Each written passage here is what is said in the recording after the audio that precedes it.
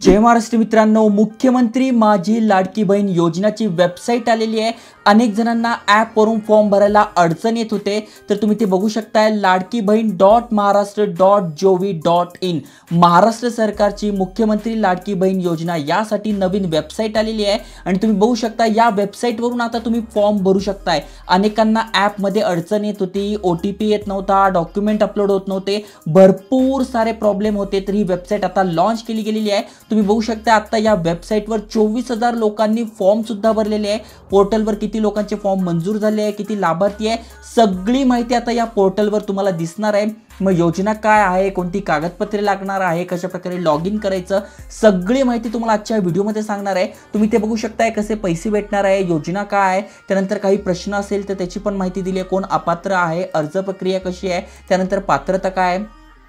महिला व बाल विकास विभाग महाराष्ट्र शासन यांच्यातर्फे हे अपडेट आलं आहे आणि तुम्हाला फॉर्म भरताना काहीही अडचण आली तर इथे बघा हेल्पलाईन टोल फ्री क्रमांक दिलाय 181, यावर सुद्धा तुम्ही कॉन्टॅक्ट करू शकताय। आता कशा प्रकारे या वेबसाईटच्या मदतीने तुम्ही फॉर्म भरू शकताय, कारण की मागे आपण व्हिडिओ टाकला होता, अनेक महिलांचे फॉर्म रिजेक्ट झालेले होते, ते पण कशा प्रकारे तुम्ही भरू शकताय, दुरुस्ती करू शकताय, सगळी माहिती तुम्हाला या वेबसाईटच्या मदतीने समजून सांगतोय।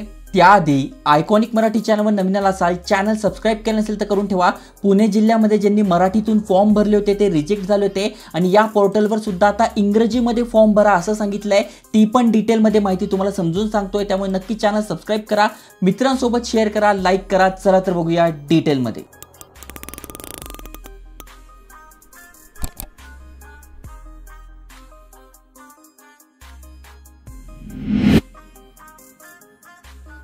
आता आपण डायरेक्टली बघूया की या वेबसाईट मार्फत तुम्ही ऑनलाईन फॉर्म कशा पद्धतीने भरू शकतात।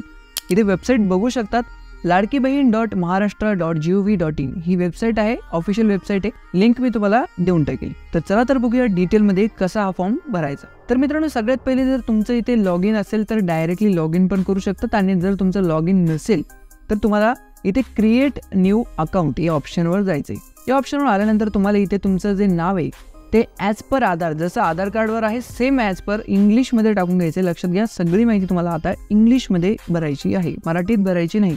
आधार कार्डप्रमाणे नाव टाकायचं, इथे मोबाईल नंबर टाका, त्यानंतर पासवर्ड टाका, तोच पासवर्ड पुन्हा एकदा कन्फर्म करून घ्या। त्यानंतर तुम्हाला इथे तुमचा जिल्हा निवडायचा आहे, खाली आल्यानंतर तुम्हाला तुमचा तालुका निवडायचा आहे। इथे तुमचं गाव निवडल्यानंतर खाली म्युनिसिपल कॉर्पोरेशन, आता जर तुम्ही महानगरपालिका किंवा नगरपालिकेच्या जर एरियामध्ये असाल तर तुम्हाला हे निवडायचं आहे आणि जर हे नसेल तर तुम्हाला नॉट ॲप्लिकेबल असा ऑप्शन येतोय, त्याच्यावर तुम्ही क्लिक करा। त्यानंतर ऑथराइज पर्सन, आता इथे तुम्ही जसं ॲपमध्ये होते ऑप्शन्स, तुम्ही जनरल वुमन, सामान्य महिला आहात, आशा वर्कर आहात, अंगणवाडी सेविका आहात, सेतू चालक आहात, जो पण तुमचा ऑप्शन आहे तो तुम्ही इथून निवडून घ्यायचा आहे। त्याच्यानंतर ॲक्सेप्ट टर्म अँड कंडिशन म्हणायचं आहे, इथे ॲक्सेप्ट केल्यानंतर तुम्हाला साईन अप करायचं आहे। मित्रांनो, साईन अप या ऑप्शनवर क्लिक केल्यानंतर तुम्ही इथे बघू शकता एक OTP तुमच्या मोबाईल नंबरवर गेलेला आहे, तो OTP तुम्हाला इथे टाकून घ्यायचा आहे। OTP टाकल्यानंतर तुम्हाला इथे खालचा जो कॅप्चा आहे, जसा कॅप्चा दिलेला सेम कॅप्चा इथे टाकून घ्या।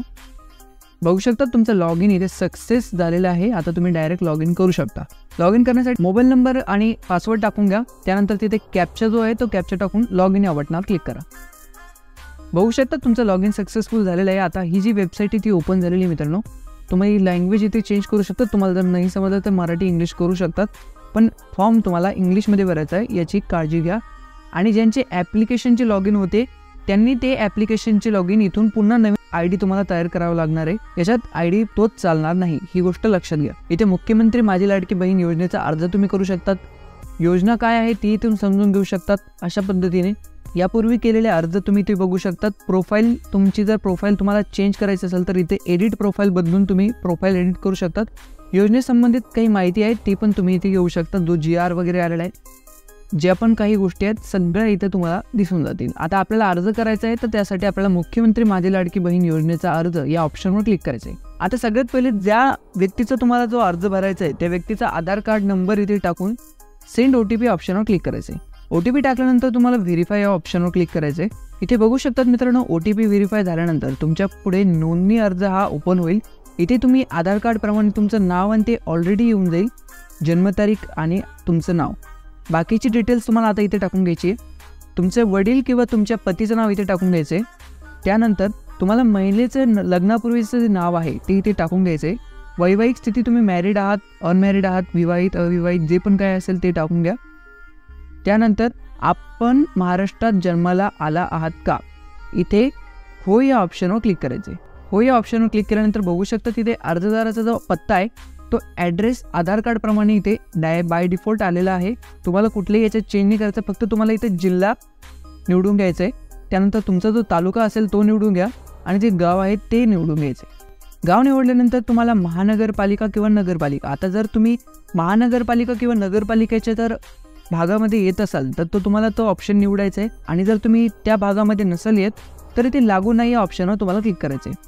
त्यानंतर अर्जदाराचा जो मोबाईल नंबर आहे तो तुम्हाला इथे टाकून घ्यायचा आहे. मोबाईल नंबर टाकल्यानंतर तुम्हाला शासनाच्या इतर विभागामार्फत राबवण्यात येणाऱ्या आर्थिक योजनेचा लाभ तुम्ही घेत आहात का.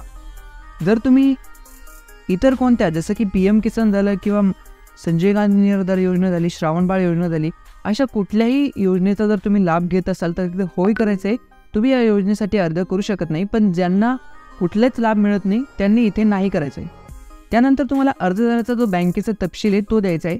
त्याच्यामध्ये तुम्हाला बँकेचं संपूर्ण नाव टाकायचं आहे. लक्षात घ्या, सगळी माहिती तुम्हाला इंग्लिशमध्ये भरायची आहे, मराठीत भरायची नाही. बँकेचं नाव टाकल्यानंतर तुम्हाला इथे बँक खातेधारकाचं नाव टाकायचं आहे. त्यानंतर बँक खाते क्रमांक टाकायचा आहे आणि तोच खाते क्रमांक जो बँक अकाउंट नंबर आहे तो पुन्हा एकदा टाकून इथे कन्फर्म करून घ्यायचा आहे. त्यानंतर बँकेचा IFSC कोड टाकायचा आहे. हा कोड टाकल्यानंतर तुम्हाला इथे बँक खाते आधारशी जोडले आहे का, तर तुमचं आधार कार्डला बँक लिंक आहे का नाही हे कन्फर्म असेल तर होय करा, नसेल तर नाही करा. आणि लक्षात घ्या, तुम्हाला बँकेला आधार कार्ड लिंक करणं बंधनकारक आहे, तुम्हाला त्याच्याशिवाय पैसे मिळणार नाही. हे झाल्यानंतर तुम्हाला मित्रांनो आता डॉक्युमेंट्स अपलोड करायचे. डॉक्युमेंट कशी अपलोड करायची, काय काय अपलोड करायचे त्याची पण संपूर्ण माहिती सांगतो.